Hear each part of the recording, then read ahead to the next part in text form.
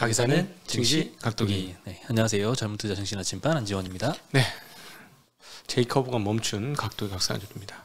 네, 오늘 시장 좋았는데요. 저는 비껴 나가네요. 이틀 좋으니까 하루 비껴 나갑니다. 네. 네. 오늘 뭐 오전장에는 날라갔거든요. 네. 양시장 다 막 1.5%씩 막 올랐는데 많이 반납을 했어요. 네, 네. 코스피는 그래서 0.67% 상승으로 마감을 했고요. 코스닥도 겨우 1% 정도 올랐습니다. 네.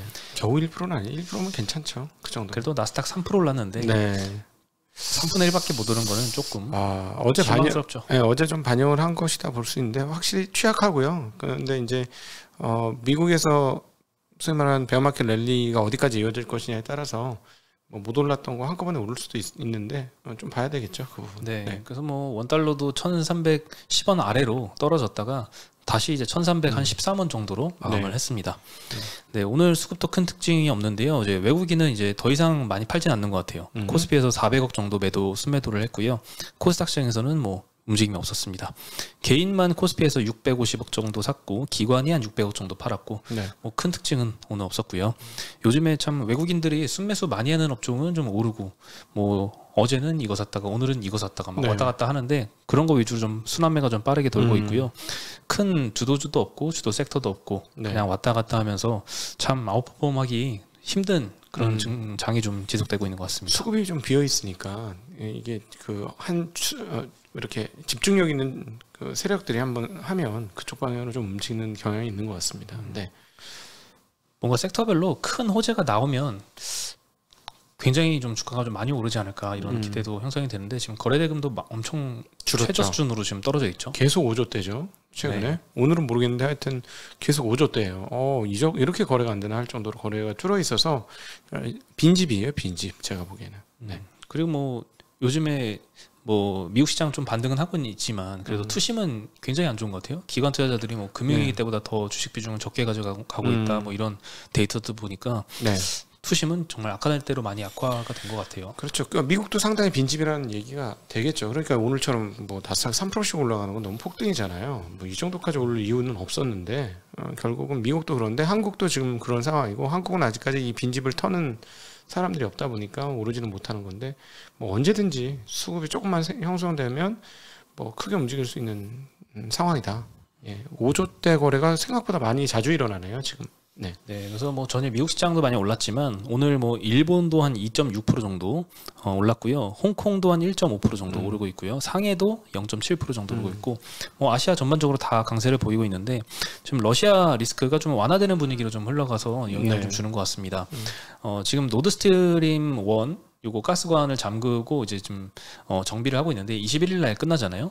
그러면 내일이나 모레 정도에는 이제 다시 재개 여부가 확정이 될 텐데 지금 뭐 하루 걸러서 안 할 거다 아니면 영원히 안 할 거다 아니면 좀 풀어줄 거다 왔다 갔다 하고 있습니다. 최근에는 이제 로이터에서 점검을 한 후에 이제 제때 재가동할 것이다 이런 보도가 나서 오늘은 좀 증시가 좀 반등을 한 것 같습니다. 네.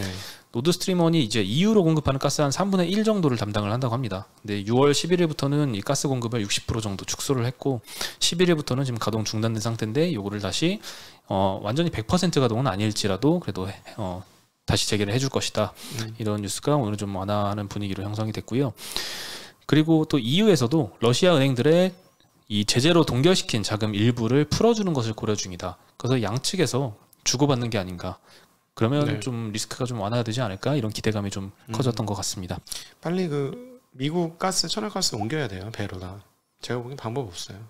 저렇게 계속 끌려다닐 수도 없는 노릇이고.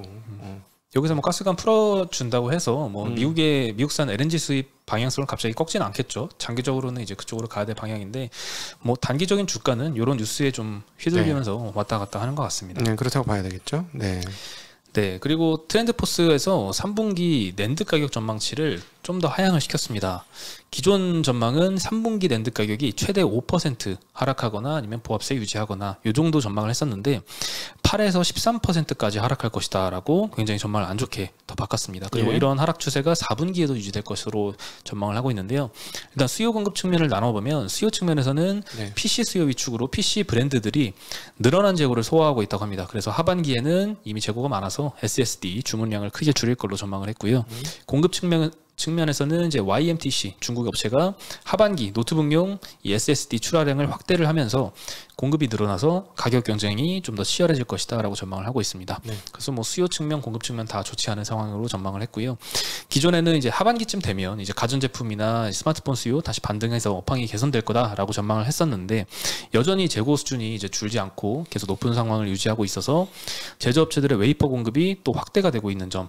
그래서 이렇게 전망치를 네. 낮췄고요. 오늘 삼성전자 하이닉스도 장 초에는 좀 많이 올랐어요. 예. 하이닉스 뭐 아침에는 뭐 4% 오르고 그랬었는데 삼성전자는 마이너스 0.6%로 하락 전환을 했고요. 하이닉스는 2% 상승했습니다.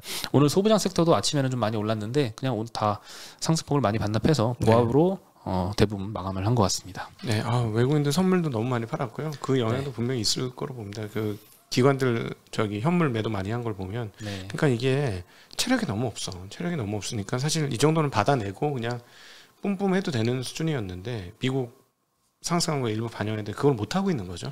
예, 프로그램 매도를 못 받아내는 거예요, 시장이. 예. 네. 그리고 이제 기판에 대해서 대신증권에서 2분기, 3분기 실적 좋다라고 오늘 리포트가 나왔는데요. 뭐 삼성전기, LG이노텍 등을 포함한 뭐 심텍, 대덕전자, 코리아서키트, 인터플렉스, BH, 이수페타시스 이런 8개 PCB 기업 전체를 대상으로 했을 때 2분기 매출과 영업이익이 전분기 대비해서 각각 4%, 13%씩 늘어날 것이다라고 전망을 하고 있고 네. 전년 대비해서는 매출이 43% 늘어나고 영업이익은 216% 정도 늘어날 거다. 뭐 2분기, 3분기 좋을 거는 이제 다 알고 있잖아요. 다만 이제 최근에 이제 피크아웃 얘기가 나와서 그 점이 좀 주가 탄력을 좀 방해를 하고 있는데 뭐 어쨌든 올해는 여전히 FC, BGA 중심으로 공급 부족이다. 그래서 평균 판매 단가 상승의 수혜가 반영이 될 것이다라고 전망을 하고 있고요. 오늘 뭐 반도체도 나쁘지 않았는데 기판 업체도 뭐 괜찮았습니다. 네. 근데 아쉬운 건 좀 상승폭을 좀 반납을 했던 그렇죠. 거. 일단 좋죠. 몇 년 뒤에 공급 과잉 문제는 한번 고민을 해봐야 될 것 같긴 한데 일단 뭐 아직도 계속 증설하고 있는 거니까 현재 상황에서 이쪽에서 그 매출이 있는 업체들은 당연히 좋을 수밖에 없을 것 같아요. 네. 네. 그리고 LG이노텍이 사실 어제 많이 빠졌었잖아요. 4% 그렇죠? 후반대 굉장히 많이 떨어졌고 BH도 좀 떨어졌던 게 애플의 긴축 이슈가 나왔었잖아요. 네. 그거에 대해서 오늘 KB증권이 아이폰이 아니라 PC에 집중된 긴축이다라고 코멘트를 했습니다. 글로벌 PC 수요 둔화에 따라서 맥북과 아이패드 출하량 축소가 예상이 된다. 근데 아이폰 14 판매 계획과 내년 초에 출시할 MR 헤드셋 이 일정은 예정대로 진행이 될 것이다. 그리고 아이폰은 글로벌 스마트폰 침체 구간에서 유일하게 지금 점유율이 확대가 되고 있잖아요. 그래서 긴축 경영 대상에서는 제외될 것이다 라고 전망을 했고요. 2분기에 애플 시장 점유율이 전년도엔 14%였는데 17%로 늘어나고 있습니다. 네. 아이폰 14 출하량은 1.1억대, 그래서 아이폰 13보다는 10% 오히려 증가할 걸로 전망을 하고 있습니다. 네, 그래서 어제 애플 긴축 소식에 지금 LG이노텍, BH 많이 떨어졌는데 애플로부터 받은 이 초기 주문량에는 변화가 없는 걸로 확인을 했다고 합니다. 그러면 사실 뭐 악재는 아니잖아요. 어제 소식이 말이 안 되는 거죠. 아이폰은 사실 전혀 상관없어요. 네. 말도 안 돼. 오히려 더 늘리려고 계속 노력하겠지. 이거는 뭐 안 봐도 비디오고 너무나 뻔한 얘기인데 저는 그 이제 노트북이 전 세계적으로 다 들팔리는 거잖아요. 그리고 작년에 워낙 수요가 급증을 했으니까.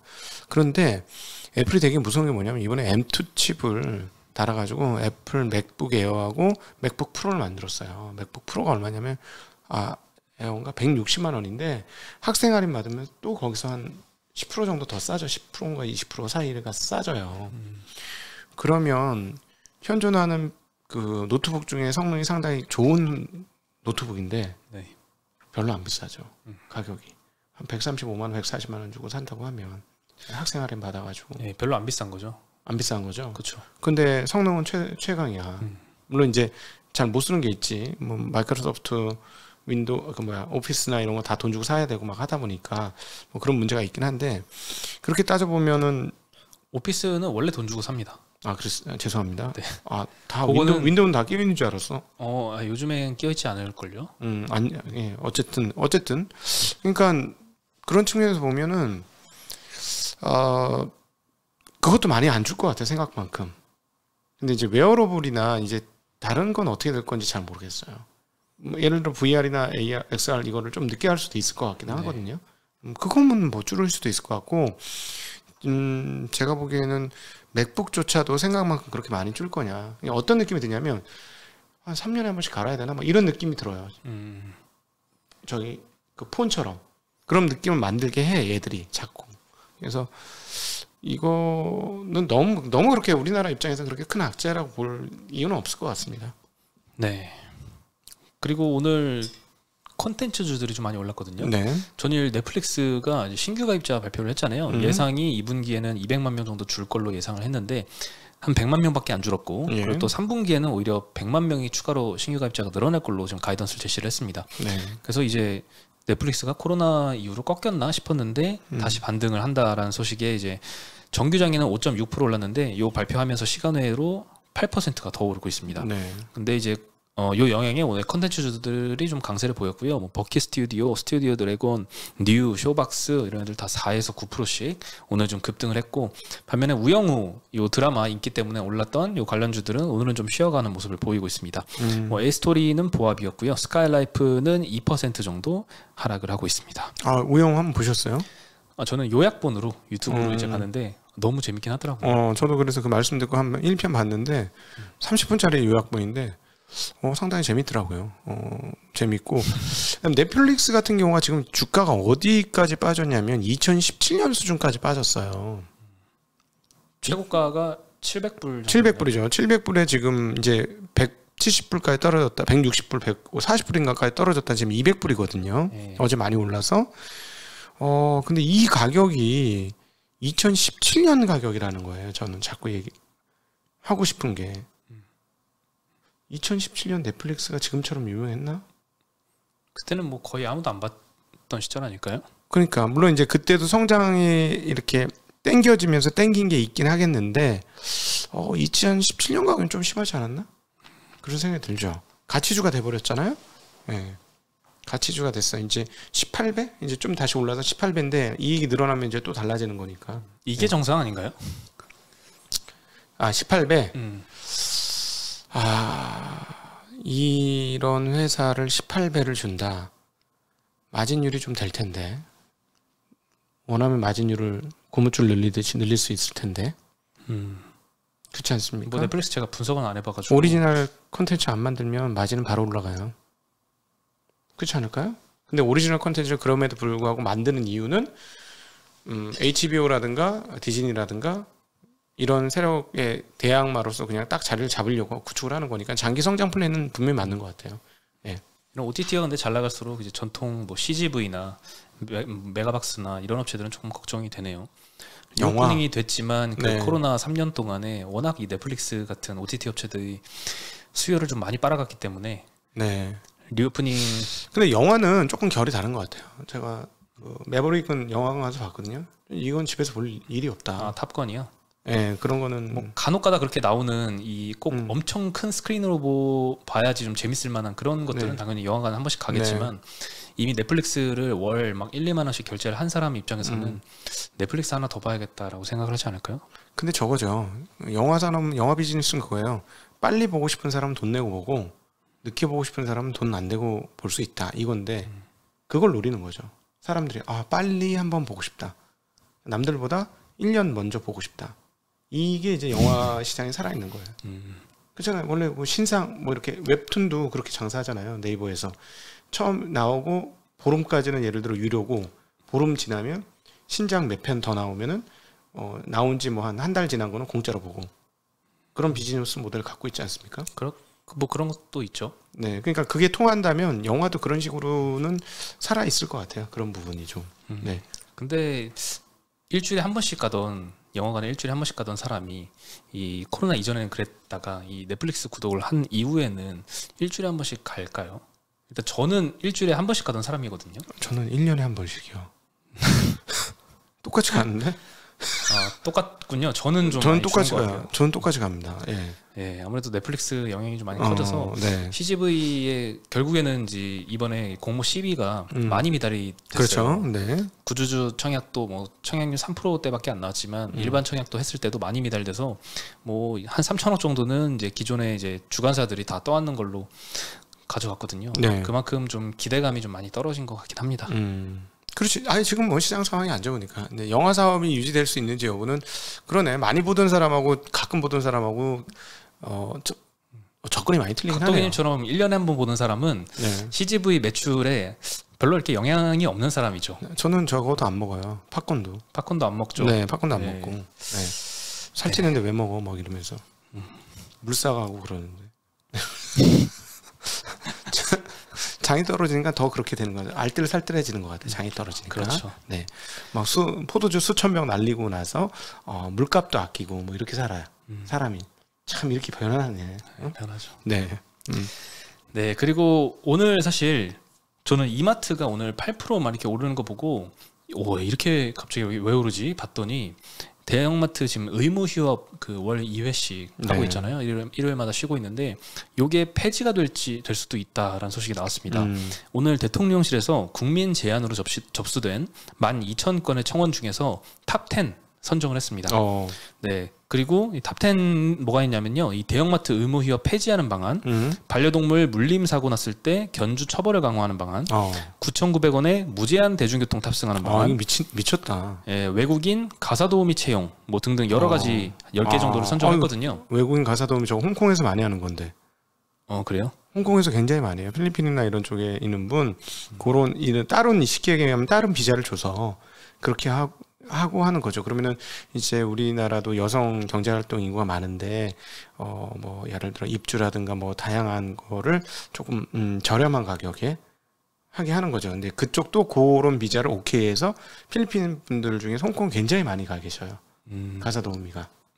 사실 미국 같은 곳은 이제 내니 비즈니스가 굉장히 활성화돼 있잖아요. 뭐 청소년기 학생들도 다른 이제 뭐 이웃집 가가지고 도와주는 거? 예, 도와주고 애기 봐주고 이렇게 하는데 네. 우리나라에 사실 엄청 필요한 제도 아닌가요? 지금 애를 못 놓잖아요. 저는 이거 애기를 놓기 위해서 되게 좋은 제도인 것 같네요. 이거는. 그렇죠. 이런 게 만약에 활성화돼서 정말 이제 신뢰감이 생긴다면 그 일하시는 분에 대해서 그 루트만 정확하게 해주면 되잖아. 루트만 정확하게 해가지고 요즘 카카오 택시 타면 되게 안심하고 타지 않습니까? 그렇죠. 오히려 저는 우버보다 훨씬 좋은 모델 아닌가요? 우버는 불안하잖아. 그렇죠. 사적인 민간 그냥 운전사인데 우버 뭘 믿고 근데 갑자기 확 탈을 써가지고 막 변해가지고 나를 막 때린다거나 받고 있을 저는 아니겠지만 네.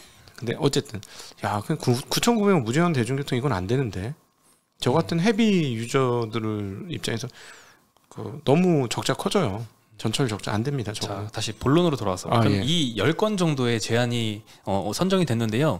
이 중에 투표를 붙인다고 해요. 국민투표를 내일부터 이제 실시해서 한 열흘 정도 투표를 거쳐서 상위 딱 3개를 뽑습니다. 네. 그리고 이 3개에 대해서는 적극적으로 추진을 하겠다라고 하는데 이 중에 하나가 대형마트 의무 휴업 폐지가 있잖아요. 그래서 요거에 대한 기대감이 형성이 되고 있는 건데요. 처음에는 이 전통시장 골목 상권 살리기 위해서 이 취지로 도입이 됐습니다. 2012년도에 도입이 돼서 지금 한 10년 동안 지금 진행하고 있는데 사실 유명무실 됐다는 의견이 많잖아요. 그동안 뭐 대형마트 안 가면 사람들이 이제 전통시장으로 갈 줄 알았는데 알고 보니까 뭐 쿠팡으로 다 시키고 네이버 쇼핑으로 다 시키고 하니까 이 제도가 사실 유명무실해진 상황이라서 이제 없애자라는 얘기가 좀 많이 나오고 있는데요. 이거 그러면 온라인 업체들이 안 좋아지는 건가? 뭐 약간의 타격은 있지 않을까요? 네. 네. 근데 이제 뭐 실제 효과가 어느 정도냐 그거는 이제 중요할 텐데 그거에 대해서 유한타에서 오늘 코멘트를 해줬습니다. 주말이라서 그런지 이게 일요일마다잖아요. 두 번째 넷째 주 일요일날 이제 영업이 다시 된다면 아무래도 주말이다 보니까 매출이 좀 많이 늘 것이다라는 의견이고요. 23년도 기준으로 매출액 증가 한 10%를 가정했을 때 이마트는 이익이 1,700억 정도 늘 것이다. 롯데쇼핑은 800억 정도 늘 것이다라고 추정을 했습니다. 네, 그러면 이제 요거를 좀 더 정확히 본다면 23년도에 이마트, 요 대형마트만 봤을 때 매출액이 한 16조 원 정도로 추정을 하고 있거든요, 유한타에서. 근데 이제 10% 증가하면 1.6조 매출액이 증가한다는 거고 거기다 영업이익률 한 10% 정도 가정을 했을 때 1,600억, 1,700억 정도 요 정도 애들을 전망을 하는 거거든요. 조금 많지 않은가라는 저는 생각이 들었거든요. 일단 제 생각에는 이제 매출 측면을 보면은 현재 이제 휴업일을 피해서 토요일 날 가는 사람들 있잖아요.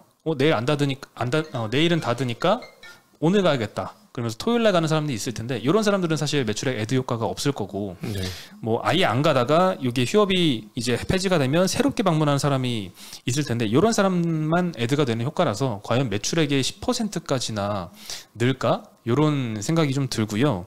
그리고 이익 측면에서는 작년도 이마트의 이 대형마트 부분만 봤을 때 영업이익률이 2%입니다. 그래서 이 추정치는 10%로 추정을 했는데 그건 조금 과하지 않을까 네. 이런 생각이 들긴 합니다. 물론 고정비가 비례해서 느는 건 아니라서 영업이익률이 2%보다는 더 나오겠지만 조금 과한 추정 아닌가 이런 생각이 좀 들고요. 그리고 또 마지막으로는 좀 기타. 요거는 제가 그 아까 장중에 쪽지게님하고 이야기를 하다가 네. 요 쪽지게님이 이런 이야기를 하시더라고요. 이 탑10 중에도 탑10 중에 상위 3개에도 선정이 안 될 수도 있다. 왜냐하면 지금 다른 제안들 보니까 너무 매력적인 제안들이 많은 거예요. 요즘 반려동물 물림 사고 이런 거 좀 심각하게 좀 사건 사고가 많잖아요. 그래서 견주 처벌 강화하는 방안, 그리고 무제한 이 대중교통 탑승권, 그리고 뭐 외국인 가사 도우미 채용, 뭐 이 중에서 3개가 선정이 되고 대형마트 요거는 또 관심이 좀 없을 수도 있다. 이런 의견도 있더라고요. 근데 그거에 비해서 주가 너무 많이 올랐다. 8.3%면 네, 많이 올랐죠. 네. 네. 선정이 안 되면 어떡할 건데? 뭐 이런 거죠. 네. 그 뭐 제 생각에는 워낙 지금 주가가 고점 대비해서는 많이 빠졌잖아요. 반토막 이상 났나 싶은데 네. 그 정도 난 것 같은데요. 그래서 뭐 이런 호재가 있으면은 많이 튈 수도 있고 한데 결국에는 머리 굴려서 이게 정말 통과가 됐을 때 실제 효과가 크다면 그 이후에도 주가가 오르겠지만 결국 세런으로 뉴스 나면 떨어지지 않을까. 확정이 되면 좀 떨어지지 않을까 이런 생각이 좀 듭니다. 네. 저는 외국인 가사 도우미 채용. 그거 하고 싶어. 왜냐하면 애를 안 놓잖아요. 네. 20만 명까지 떨어졌다면서 출산이 1년에? 1년에 지금 20만 명대가 나오고 있죠. 20만 명 후반대. 와. 우리 때 100만 명이었는데. 나라가 멸절되겠구나. 심각한 상황이긴 하죠. 가사 도움 필요할 것 같습니다. 네. 네. 뭐 그 제도가 분명히 좋은데 이제 잘 정착이 되는 게 문제겠죠. 네. 오늘 소식은 여기까지입니다. 네. 감사합니다. 네. 네. 그럼 저희는 내일 오늘 또 저녁에 연합인포맥스 네, 나오시죠? 연합인포맥스는 이따가 네. 7시 한 8시 정도 나올 예정입니다. 예. 네. 그러면 이따가 연락드리겠습니다. 이따가 인사드리겠습니다. 네, 안녕. 전화 주세요. 네. 네, 내일 뵙겠습니다. 안녕.